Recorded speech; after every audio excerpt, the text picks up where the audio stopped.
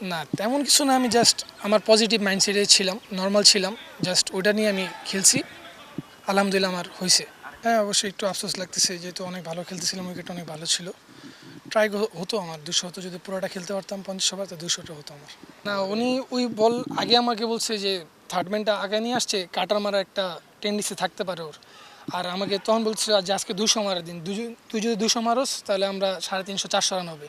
আর তুই যদি 200 না মারোস তাহলে আমাদের 300, আমরা যদি ভালো খেলি তাহলে 300-350 রান।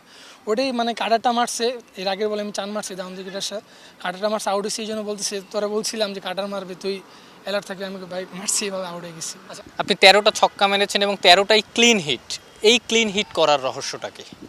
না এগুলো আমি অল টাইম প্র্যাকটিস করে থাকি ছোটোবেলা থেকে, এগুলো আমার মানে ন্যাচারাল হয়ে আছে।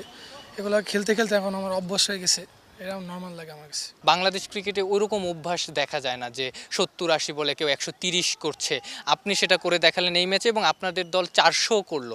আপনার কি মনে হয় নিয়মিতভাবে যদি আপনারা এই অভ্যাসটা করতে পারেন তাহলে ওয়ার্ল্ড ক্রিকেট এখন যে জায়গায় চলে গেছে বাংলাদেশ ওই জায়গাটায় চলে যেতে পারবে, বা আপনারা ওই জায়গাটায় চলে যেতে পারবেন, টপ ব্যাটারদের একজন হবেন ইন্টারন্যাশনাল ক্রিকেটে? হ্যাঁ অবশ্যই, দেখেন ওইদিকে যদি আমরা ভালো উইকেটে আমরা যদি রেগুলার ম্যাচ খেলি, এমন 300, 350, 400 রান, 400 রান তো সব ম্যাচ হবে না, 300 রান অ্যাভারেজ রান একটা করা উচিত।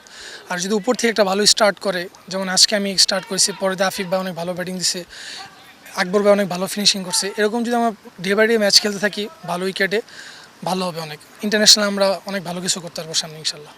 ছোটোবেলার থেকে আমি যখন আমার হোম ডিস্ট্রিক্টে প্র্যাকটিস করতাম, আমি সেন্টার উইকেটে বেশি ব্যাটিং করতাম, যার কারণে এটা আমার ন্যাচারাল হয়ে গেছে এখন। আর এটা নিয়ে আমি কাজ করতেছি, এইচপিতে অনেক কাজ করেছি, পাওয়ার হিটিং নিয়ে কাজ করতেছি, ইনশাল্লাহ সামনে ভালো কিছু হবে।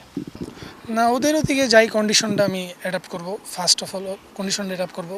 ওদিকে কারা খেলতেছে এখনও যাই না, অস্ট্রেলিয়া বিগ বেশের টিম শুনছি, ওটা মানে কোন অরিজিনাল বিগ বেশের টিম হবে কি না ওটা জানি না, এখন যাব, যে যদি অনেক ভালো ব্যাটসম্যান থাকে ওদের থেকে কিছু টিপস নেওয়ার চেষ্টা করবো ইনশাল্লাহ।